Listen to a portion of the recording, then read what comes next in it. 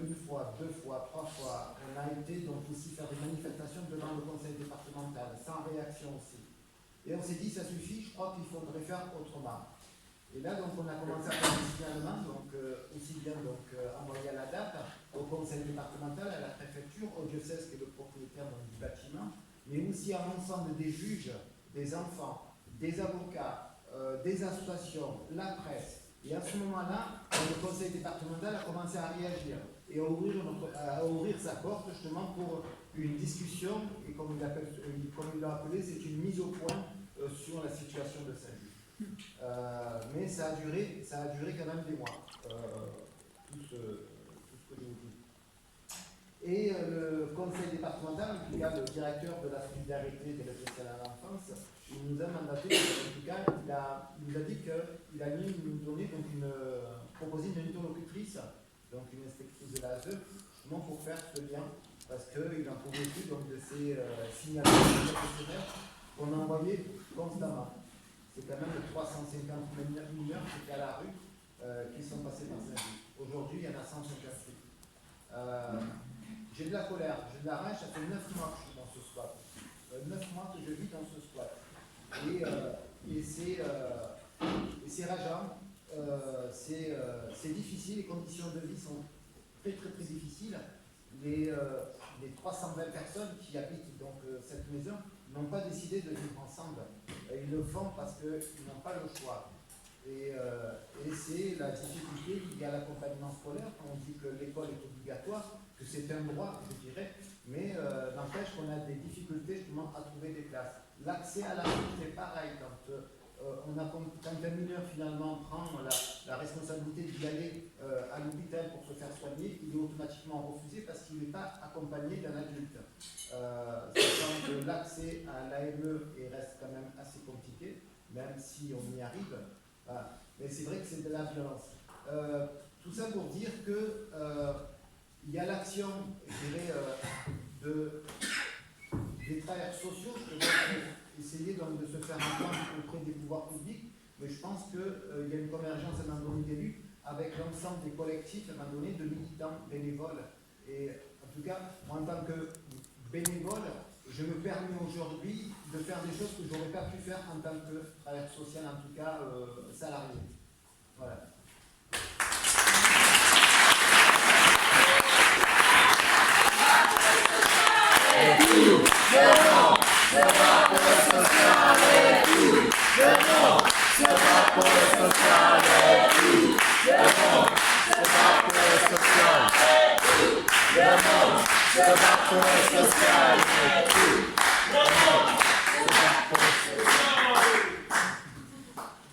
Bon là ça va être au tour de Boris. Pour nous ça paraissait important de faire intervenir Boris parce que gilet jaune et travailleur social, on l'a rencontré dans les manifestations avec son gilet jaune écrit travailleur social dans le dos et donc du coup on n'a pu que discuter avec lui.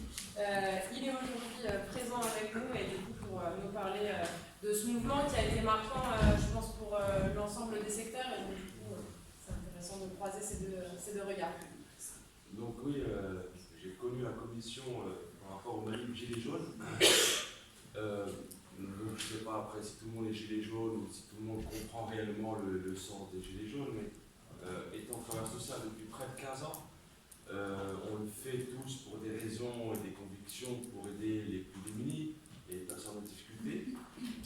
Donc j'ai vu en tout cas dans ces 15 dernières années une société se morceler, se précariser, une violence sociale inouïe, et même au sein de nos structures. J'ai travaillé 10 ans en protection de l'enfance. La violence que les enfants subissent aujourd'hui, nous ne protégeons plus les enfants, nous protégeons un système. J'ai quitté la protection de l'enfance pour ça, on est nombreux à l'avoir quitté, mais ça se passe partout pareil. Donc à un moment donné, il faut essayer de sortir de nos prisons, entre guillemets, et converger entre travailleurs sociaux déjà, mais même dans les luttes. Donc par rapport aux gilets jaunes, les gilets jaunes, je me suis senti gilet jaune mais dès le départ, dans le sens où nous sommes contre les inégalités, nous sommes pour plus de justice sociale, une justice en réalité que nous combattons tous les jours dans notre travail. Donc dès qu'il y a eu les gilets jaunes, je me suis dit en réalité c'est notre place en tant que travailleur social, mais au-delà, moi j'appelle à une convergence éducation, santé, sociale au sein même de ce mouvement pour pouvoir construire ensemble une autre société, parce que nous le savons tous aujourd'hui, nous sommes dans un processus de déshumanisation de notre société, mais même au niveau du social. Et ça devrait tous nous révolter, et au lieu de nous révolter chacun dans notre service, il va falloir le faire ensemble, parce que c'est nous qui détenons les clés de la société. Nous, ce que nous vivons au quotidien, beaucoup de gens dans la société civile ne s'en rendent même pas compte, que ce soit les enfants, par rapport aux enfants, au handicap, toutes les structures dans le travail que nous faisons, nous sommes partout finalement, nous les travailleurs sociaux, et donc c'est à nous d'être moteurs de cette lutte. Et voilà, donc déjà je voulais faire par rapport à ça. Donc j'ai rencontré de nombreux travailleurs sociaux qui me disaient moi je ne me sens pas gilet jaune parce que les gilets jaunes ce sont des racistes, des xénophobes, des homophobes, des violents, voilà. Moi je prends de la violence depuis toujours. Et en réalité, le mouvement il faut le prendre dans son ensemble. Et nous devons en fait, de mon point de vue, réellement être, même dès le début des cortèges des gilets jaunes. Nous l'avons fait par moments à être visibles. Nous sommes les invisibles, nous, travailleurs sociaux, mais nous devons être visibles. Dans le sens où, tout à l'heure, nous sommes allés à la manifestation, la manifestation s'est très très mal passée, il faut le savoir. Encore une fois, il y avait plus de 50 000 personnes. Pour moi, notre place, elle est là. C'est-à-dire qu'elle est là pour construire ensemble une société où, en réalité, on reprendrait les devises de notre pays, qui n'est plus une démocratie de 23 personnes. Mais nous perdons la liberté tous les jours. L'égalité, elle n'existe plus. Il nous reste la fraternité. La fraternité, en tant que travailleur social, je pense que ça nous fait écho à nous-mêmes en tant que personnes, mais professionnels. Et je pense qu'il faut arrêter de penser avec un A et plutôt penser avec un E. Et là, pour faire simple pour moi, il faut le faire ensemble. Donc là, on espère, par rapport à ces soirées comme ça, converger. Voilà, il y a eu les enseignants que je l'ai croisés, la santé. Il faut converger pour réellement arrêter ce processus de déshumanisation de notre société, car nous ne sommes pas loin du point de non-retour de notre société. Et je pense que nous avons un devoir, en tant que travailleurs sociaux, de se mobiliser pour réduire les inégalités, les discriminations et la répression. En renforçant l'éducation, la transmission et la prévention, nous pouvons faire beaucoup, et je pense qu'il va falloir se montrer et devenir visible et ne pas avoir peur et ne plus se cacher.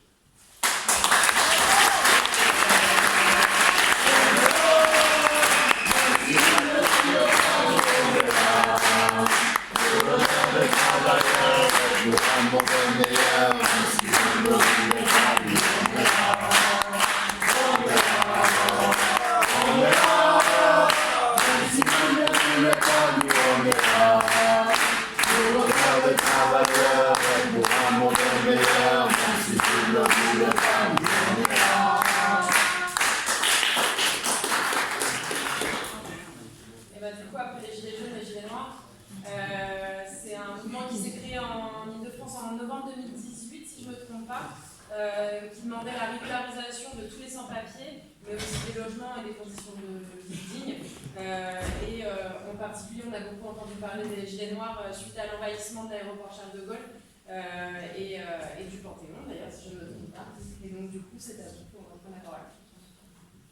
Bonsoir tout le monde. Désolé d'être un peu en retard parce qu'on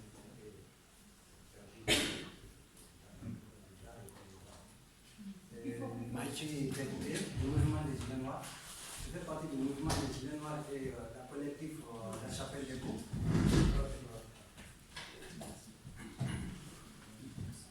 Bonsoir tout le monde, je suis Dialité, je fais partie du mouvement des Gilets Noirs et de la collectif La Chapelle des Bouts.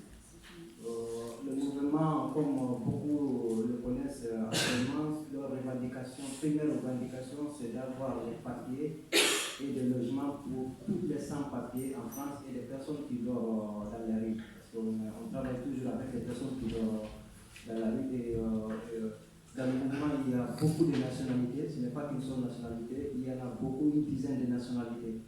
Le mouvement, il y a des gens qui font partie d'autres collectifs qui font partie du mouvement aussi. Quand votre collectif a besoin de vous, vous pouvez participer à la réunion de votre collectif et si le mouvement aussi a besoin de vous, et vous revenez au mouvement. Notre combat, c'est d'avoir une revitalisation collective, pas pour une personne ou des personnes qui travaillent. Objectif, c'est d'avoir des papiers pour des personnes qui travaillent et des personnes qui ne travaillent pas. Voilà, on a commencé en novembre 2018 avec une manifestation contre l'Assemblée de rétention des enseignants. Et après, on a essayé d'occuper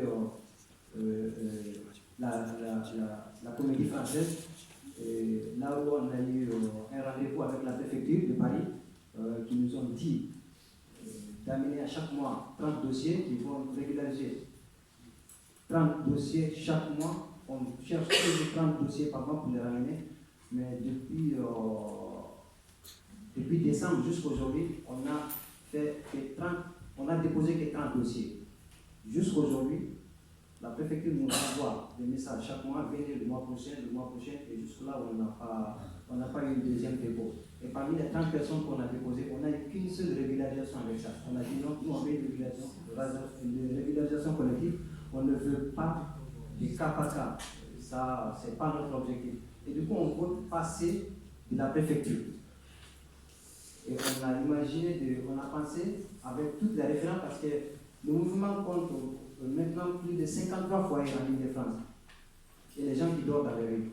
Chaque foyer, on travaille dans les foyers. Chaque foyer, il y a 2 ou 3 référents qu'on regroupe chaque réunion, on parle entre nous.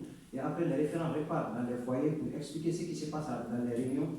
Et après, les gens reviennent avec les réponses des foyers. On essaie d'en discuter, on prend des décisions collectives ensemble. Après, on a fait une assemblée générale où on a décidé de se passer de la préfecture et chercher le Premier ministre. Voilà, et du coup, on a lancé une campagne.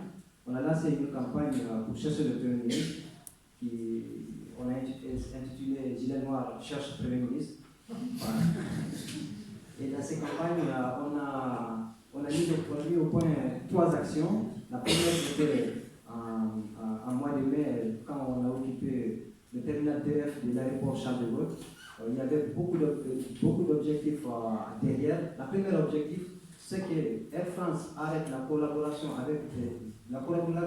Air France avec l'État sur les déportations, parce que les personnes déportées, la plupart sont renvoyées vers la mort. Les personnes déportées, on a les preuves, la plupart des déportés sont renvoyés vers la mort. Voilà, que Air France arrête la collaboration avec l'État. Et après ça, on a mis au point aussi une stratégie pour attaquer Elior aussi. Ça, c'était le deuxième objectif de la campagne de Gilet Noir, parce qu'on a vu que Elior fait des milliers d'euros, des chiffres, milliers d'euros par an au dos des sans-papiers, parce qu'il y a des centaines de sans-papiers qui travaillent chez Elior. Il y en a même qui travaillent au noir, il y en a qui travaillent aussi sous alias. Voilà, on a vu tout ça et du coup, en juin, on a essayé d'attaquer Elior aussi. On est allé jusqu'à la tour d'Elior, à la Défense, là où on a fait beaucoup de bruit. Et du coup, ils nous ont promis par écrit de régulariser toutes les sans-papiers qui travaillent chez eux. Bref, là-bas, on a commencé à déposer les dossiers. On commence maintenant à avoir des CFA et des certificats de concordance pour des personnes qui travaillent chez Elior. Voilà, et après, on est en juillet, comme vous le savez tous, on était au Panthéon pour voir le Premier ministre lui-même pour essayer de parler avec lui. Et comment la manière dont ça s'est passé, tout le monde a vu. La discrimination qui s'est passée à l'intérieur du Panthéon et dehors, la manière dont l'État nous a discriminés, avec les Blancs qui étaient avec nous, les soutiens qui étaient avec nous, la manière dont ils ont arrêté nos camarades pour les mettre dans les centres de rétention, mais par la grâce de Dieu et par la force de la vie, du mouvement et des soutiens de partout, en France, en Europe, aux États-Unis, en Afrique, partout dans le monde, on a eu des soutiens partout. Au bout de 2-3 jours, tout le monde est libéré. Voilà, maintenant, tout le monde est déterminé, le jour d'aujourd'hui, d'aller jusqu'au bout. Donc on a plus de 1000 personnes. Plus de 1000 personnes. Et c'est dernier talent, le 29 de ce mois, on a une assemblée générale avec les gens qui travaillent du groupe de Elior pour essayer de faire notre dépôt de dossier, parce qu'on a déposé des arrêts impériales. Du coup, on a quand même besoin toujours des gens, des soutiens, des collectifs, des travailleurs sociaux, parce qu'il y a beaucoup de choses qu'on ne connaît pas. On organise une plainte contre l'État suite au Panthéon. On organise aussi dépôt de plaintes au prud'homme contre Eliott parce qu'on a vu beaucoup d'irrégularités sur les dossiers, les contrats de travail, les fiches de paye, des trucs comme ça, la manière dont ils payent les gens. Du coup, on a besoin de soutien. D'où il vient, partout, n'importe quel moyen, la personne, celui qui veut nous aider, peut nous donner ses numéros, ses coordonnées, ou il prend le numéro, il nous appelle à tout moment, on est prêt à répondre à toutes les aides possibles. Voilà. Et bref, on a ça à vous dire. Et on remercie, on dit que la lutte continue. De toute façon, nous, on est prêt à se battre jusqu'au bout. Et on est en collaboration aussi avec beaucoup de personnes, comme les Gilets jaunes, par exemple. Ils viennent à nos actions, on participe à leurs réunions, on participe à leurs actions. Mais le problème des sans-papiers, comme vous le savez tous, tout le monde, les gens n'ont pas les mêmes manières de réagir. Il y en a qui sont peur de sortir des fois parce que tu dis que je n'ai pas de papier. Si je sors sur Mata, c'est au centre de rétention directe. Et après ça, c'est la déportation. Et du coup, ça fait beaucoup de personnes ont peur des fois de sortir pour aller à des manifs des gilets jaunes. Mais de toute façon, on est fait à chaque fois de sortir. À chaque fois qu'il y a une lutte quelque part, on essaie de faire tout notre possible pour résoudre cette lutte-là. Parce que la lutte sociale, ça concerne tout le monde. Ce n'est pas par plaisir que les sans-papiers se trouvent ici. On n'est pas les ennemis de la France. C'est la France qui nous a poussé de quitter chez nous. Tout le monde veut rester chez nous. Tout le monde aime ses parents, tout le monde aime ses familles. Mais si tu vois une personne se déplace de son pays, traverser la mer pour venir jusqu'en Europe ici, ça veut dire que derrière, c'est chaud. Voilà. Et je vous remercie.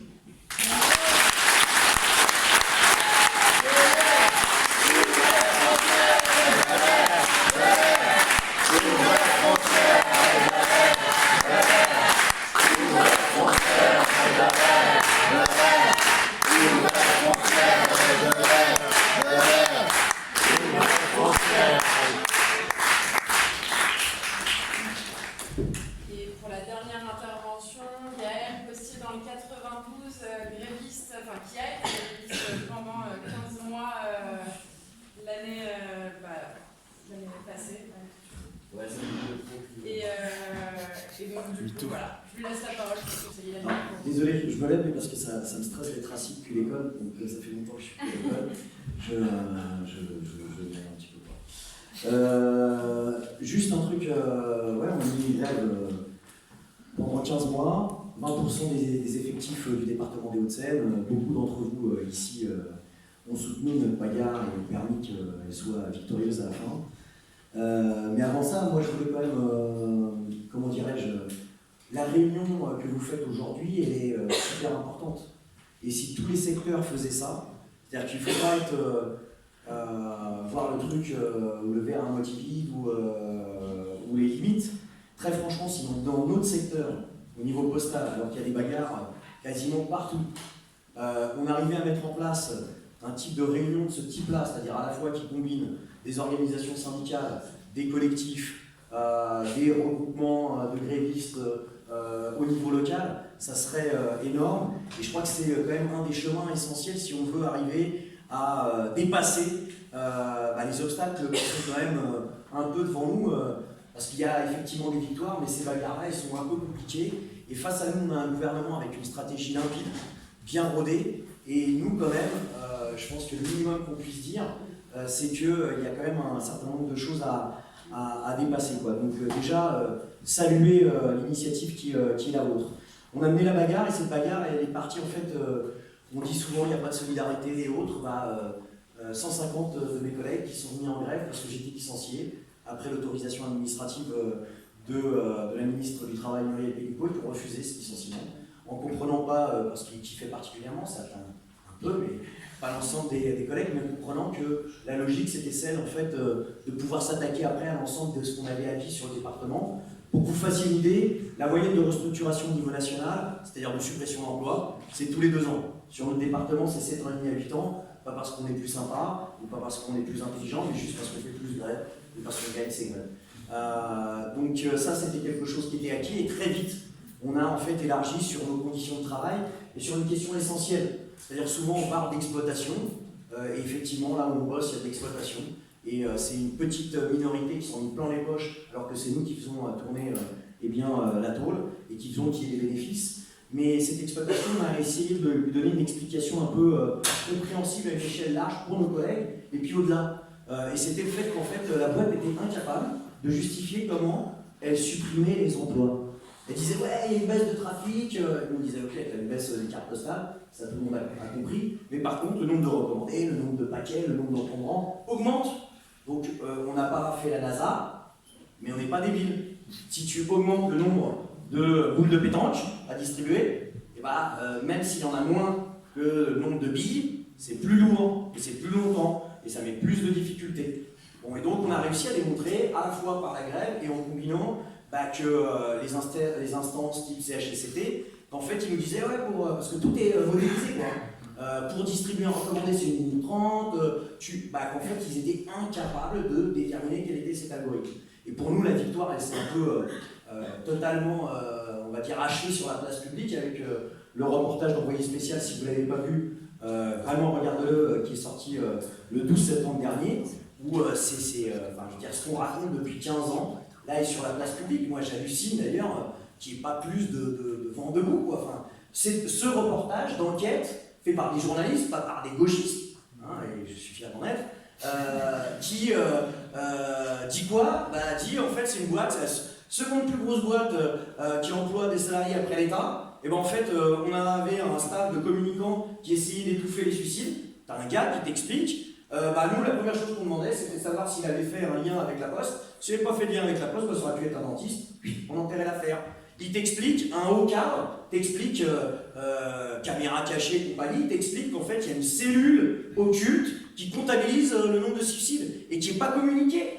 Et il t'informe qu'effectivement, ce que racontent les syndicalistes sur la question du vol du temps de travail et de ces algorithmes sont totalement bidonnés, ils n'arrivent pas à le justifier. Bon, et donc on a réussi, au travers de cette grève quand même, qui part d'une grève départementale, qui part d'une grève aussi avec un seul syndicat, qui part avec des assemblées générales quotidiennes et un comité de grève, à mettre ça sur le débat public. Et aujourd'hui, la réalité, là on est sorti de 2 jours, bon, je crois que vous avez communiqué là-dessus, mais un copain à nous, un camarade à nous, un représentant syndical qui s'est retrouvé là, qui était à 2 doigts de pouvoir être en détention en comparution immédiate suite à une garde à vue qui a commencé hier à 15h, juste alors que notre camarade avait été violemment interpellé, on a failli lui crever un œil par un des flics, alors qu'on était dans une action où on popularisait la manifestation pour la marche d'Adama en 2018, et ce même flic est allé, et la plainte de notre camarade, comme toujours, l'IGPN a classé sans suite parce qu'elle n'a pas réussi à trouver quel était le flic, malgré toutes les photos, toutes les vidéos,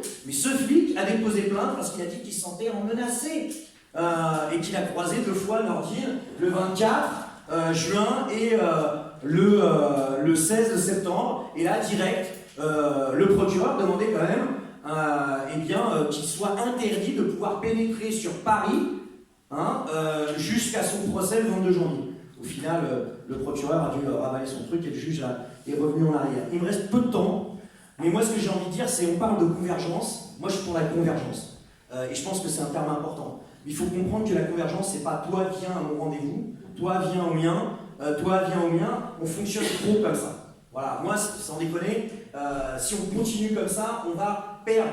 Regardez, rien qu'aujourd'hui, parce qu'il y a la violence que tu dis, mais rien qu'aujourd'hui, c'était pire que le loto pour cocher la manif où t'allais aller. Bon, nous c'était simple, on avait notre pote qui était devant le tribunal, donc on était obligé d'y aller. Mais Madeleine, Champs-Élysées, Luxembourg, Nuit des barricades, rien que sur le samedi, t'as eu les EDF, t'as eu la RATP, t'as eu les retraites, tu vas avoir la santé. Enfin, faut être sérieux. Là, les retraites, la RATP, on voit qu'il y a de la vapeur, on voit que la grève, ça joue un impact. On est tous en kiff parce qu'ils appellent à la grève illimitée le 5 décembre. Le 5 décembre. Qui pense qu'on peut entamer un bras de fer avec ce gouvernement sur la question des retraites et plus largement dans 2 mois ou 3 mois, où on sait qu'à partir du 20 décembre, l'ensemble des directions syndicales, elles sont en train de manger la dinde. Bon, donc il faut à un moment donné qu'on se pose la question, aujourd'hui, comment on fait pour que les directions syndicales, un Martinez, des représentants des Gilets jaunes, des militants qui sont des militants au niveau départemental, de différents fronts de lutte, sur la question des sans-papiers, sur la question du logement, qu'on se retrouve dans une salle pour discuter d'un plan de mobilisation. On va faire quoi après le 24 ? On va faire quoi ? Nous, dans notre secteur, après ce qui s'est passé à envoyé spécial, on aura peut-être une date de grève le 16 novembre. Bon, je veux dire, il faut un minimum aujourd'hui se poser le problème de comment on remporte le truc. Juste, si tu me permets, je vais lire, parce que notre taulier Val, vous verrez dans envoyé spécial, il n'a même pas voulu répondre, hein, il court comme un petit furet, mais juste il avait fait une déclaration pour que vous voyez le personnage quand même. À l'époque, maintenant il est président du siège de la Poste, du groupe, à l'époque il était président de la Banque Postale. Il nous a fait un petit bouquin pour expliquer sa vie, bon, c'est chiant, mais ça c'est drôle. Il explique personnellement, même si mon ami Hollande, pour qui j'ai voté, nous a un peu renié les ailes, je dirais que je suis riche, favorisé, et ravi de payer des impôts. L'échelle des salaires ici, Banque Postale, va du SMIC dans les back-office à mon salaire qui était de 830 000 € brut. Ah, quand même, l'année, hein. Avant que le gouvernement n'intervienne. J'ai d'ailleurs, les fiers de lui, le salaire le plus élevé du groupe, supérieur à celui de Jean-Paul Bailly. C'est le métier qui veut ça.